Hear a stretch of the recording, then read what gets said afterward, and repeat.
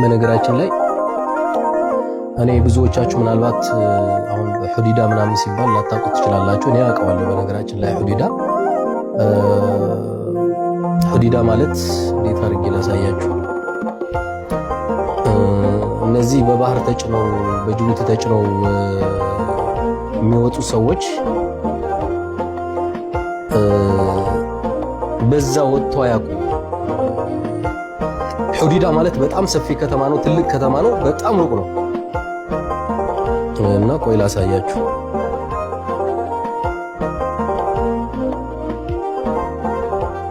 በስማ ምንም አይገናኝም አልኳችሁ። በቃ ምንም ሁዲዳ ማለት ኦሬዲ ወደ ሳውዲ አረቢያ ወደዚህኛው ከሚቀርብ ይልቅ ወደ ሳውዲ አረቢያ ወደ ጂዛን ይቀርባል። የሚገርማችሁ ሉክ ተመልከቱት። ብዙ ጊዜ የሚታያችሁ ከሆነ ከዚች ነው ከዚህ አካባቢ ይሄ ምንድነው የሚባለው? ባካር ላሳያችሁ ካሜራው በደንብ እንድታዩት ትረዱት ማለት ነው።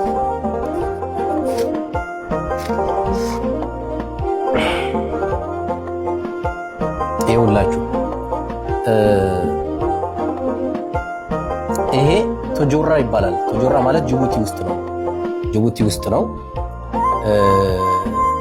ከዚህ አካባቢ ነው የሚጫኑት። ሐዩ ምናምን የሚባል ቦታ ታውቁታላችሁ ብዙዎቻችሁና ከዚህ አካባቢ ተጭነው ነው ከዚች አካባቢ ጫኑና ወደዚች ነው የሚሻገሩት። ወደዚህ አያችሁ አይደለ? ይሄ ባብል መንደብ ይባላል። ይሄ ቦታ ባብል መንደብ ይባላል። ይሄ ዱባብ ትባላለች። እዚህ አካባቢ ያስወጧቸዋል። ይሄ ደግሞ ሞሃ ትባላለች። ትንሽ የከተማ ናት ይችላል። እና ሁዲዳ ማለት ደግሞ የት እንደሆነ ላሳያችሁ። ሁዲዳ ደግሞ እዚህ ነው ያለው። የሚገርማችሁ ተመልከቱት። ሁዲዳ ያለው እዚህ ጋር ነው። እዚህ ጋር የሚወጣውን ጀልባ የት ነው ሄዶ አስክሬናቸው የተገኘው? ከዚህ ቢያንስ በመኪና የአንድ ቀንም ሊሆን ይችላል። በነገራችን ላይ ሁዲዳ እዚህ ነው፣ እዚህ ድረስ እንግዲህ ከዚህ ስትሄዱ ደግሞ እዚህ አካባቢ ስትመጡ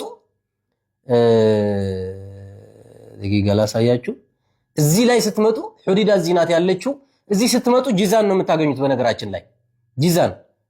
ስለዚህ ይህ ማለት ምንድነው? አስክሬናቸው እየተንሳፈፈ የወጣው ከወደ የመን ከወደ ኋላ ይልቅ ወደ ሳውዲ አረቢያ ወደ ጂዛን በሚቀርብ ደረጃ ነው አስክሬናቸው ወጥቶ ያለው ማለት ነው። ተመልከቱት እንግዲህ እና በጣም የሚያሳዝን ነገር ነው። በጣም ልብ ይሰብራል፣ በጣም ቅስም ይሰብራል። ለዚህ ነበር በነገራችን ላይ 100% እርግጠኛ ሆኜ ብነግራችሁ ያልተጣራ መረጃ እያገኛችሁ እዚህ እየለጠፋችሁ ምናምን እያሉ ደላሎች ብዙ ነገር ሲሉ ነበር። 100% እርግጠኛ ሆኜ የምነግራችሁ ግን አንድም ደላላ ይሄንን መረጃ ያለበት እንኳን የለም። ዝም ብለው ነበር ለቤተሰብ ሙተዋል ብለው ያስረዱት። ምንም የሚያውቁት ነገር አልነበራቸውም። ለምን እንደሆነ ታውቃላችሁ? ለቤተሰብ ሲልኩት የነበረ የጀልባዋ ስብርባሪና አስክሬን ብለው ጭራሽ የማይገናኝ አስክሬኑ ባሳያችሁ እዚህ ላይቭ ላይ ሊዘጋብኝ ይችላል እንጂ ምንም የማይገናኝ ማለት ነው። የቆየ አስክሬን የሌላ ጊዜ የተነሳ አስክሬን ነበር በጀልባዋ ላይ ነበሩ ለተባሉ ቤተሰቦች ፎቶ ሲልኩላቸው የነበሩት ማለት ነው። ኢማጂን አስቡት እንግዲህ ይሄ አሁን እየተላከ ያለው የአስክሬን ፎቶ እንዳለ በጠቅላላ መታወቂያም በሉት ጉርድ ፎቶ አሁን ገና ትናንት ነው በቃ እየተንሳፈፉ እዛች ከተማ ላይ ሁዲዳ የምትባል ከተማ ላይ ባህር ዳርቻው ላይ ተንሳፈው ሲወጡ እዛ አግኝተዋቸው ነው አስክሬኑን እያወጡ እየፈተሹ ኪሳቸው ላይ ያለውን መታወቂያም ሆነ ጉርድ ፎቶ እንዲሁም ስልክ ቁጥር ሲያወጡ የነበሩት ማለት ነው። በነገራችን ላይ ቪዲዮም አለ ፎቶም አለ። የሁሉም አስክሬን ሁሉ ፎቶም ተልኮልኛል ማለት ነው። መረጃው እንዴት ተገኘ የሚለው ደግሞ እንዳልኳችሁ ይሄን ያክል ሁሉ ቀን እንግዲህ አስሩት። እንግዲህ ቤተሰብ መርዶ የተነገራቸው ምናልባት መቼ ሊሆን ይችላል? ቤተሰብ መርዶ የተነገራቸው 10 ቀን ይሆናል አይደለ? 10 ቀን ሙሉ አስክሬናቸው ባህር ላይ ቆየ ማለት ነው።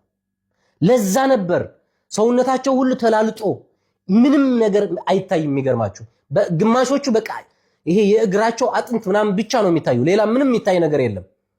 ምክንያቱም የቀይ ባህር ውሃ ጨው ነው አይደለም። ለቀናት የቆየ አስክሬን የሰው ሰውነት ይቅርና ለደቂቃዎች እንኳን ራሱ እንደዚህ የሆነ በማዕበል ምክንያት ፊትህ ላይ ካረፈ ውሃው በጣም ያቃጥላል ውሃው እኔ ስለማውቀው ማለት ነው። ስለዚህ ትክክለኛ የተረጋገጠው 100% የተረጋገጠው መረጃ ማጣራት የምችሉት አሁን ከደረሰን ትክክለኛው ፎቶ መታወቂያና ጉርድ ፎቶ ብቻ ነው። ከዚህ ውጭ ከደላሎች ያገኛችሁት እስከዛሬ ያገኛችሁት መረጃም ሆነ ምንም ውሸት ነበር። ነገር ግን መሞታቸውን እንኳን በስነ ስርዓት እንደዚህ ታውቆ እርግጠኛ ሆኖ አዎ ልጄ ሙቷል ብሎ እርፍ ብሎ ቁርጥን አውቆ እርፍ ማለት ራሱ እርምን ማውጣት ራሱ ትልቅ ነገር ነው። እኔ ደግሞ ከመጀመሪያ ቀን ጀምሮ እስከዚች ቀን ድረስ ስሯራጥ የነበርኩት እንደዚህ አይነት ትክክለኛ መረጃ ለማግኘት ነበር። ተረዳችሁኝ አይደለ? ይሄኔ ምናልባት በዚህ ልክ ይሄንን መረጃ ለማግኘት ባንጓዝበት ኖሮ ወላጆች ግማሾቻችሁ አሉ ትላላችሁ፣ ግማሾቻችሁ ደግሞ በህይወት ሊኖሩ ይችላሉ፣ ግማሾቻችሁ ደግሞ ሙተዋል ብላችሁ ሁለት ልብ ሆናችሁ ዘላለም የደም እንባ እያለቀሳችሁ ነበር የምትኖሩት። አሁን ግን ቢያንስ ቁርጥን አውቀው እንኳን እርም ማውጣት በራሱ በጣም ትልቅ ነገር ነው። ኤኒዌይስ አሁን አላቅም በጣም ማለት እንዴት አድርጌ መናገር እንዳለብኝ ምናምን። በነገራችን ላይ ይሄ ቁርጥ ነገር ስለሆነ መቻል አለባችሁ። የቤተሰቦቻችሁ የሆነ ፍንጭ ሊሰጥ የሚችል ፎቶ ምናምን ልታዩ ትችላላችሁ። ጉርድ ፎቶዎቹ ላይ በተለይ አንዲት ልጅ አለች፣ በኢየሱስ ስም እኔ በጣም የእሷን ፎቶ እንዳየው በቃ ቅስሜ ስብር ያለው። ገና ወጣት ልጅ ናት። በጣም ነው የምታሳዝነው። ፎቶዋ አይደል ነው። ፎቶዋ እዚህ ላይ ላሳያችሁ ወይስ አላሳያችሁ አላቅም። ምክንያቱ ድንገት ቤተሰብ ቢያየው የሆነ ልቡ ስብር የሚል ይመስላል። እንኳን አይደለም እኔ የማላውቃት ሰውዬ እንኳን እንደዚህ አይቼ ፎቶዋን ወዲያው እንዳየው ልቤ ስብር ሲል የእሷ ቤተሰብ የሆነ ሰው ደግሞ ግን ዝሮ ቁርጥ ነው። ምንም ማድረግ አይቻልም። አንዴ ቁርጣችሁን ማወቅ መልካም ነገር ነው ብዬ አምናለሁ።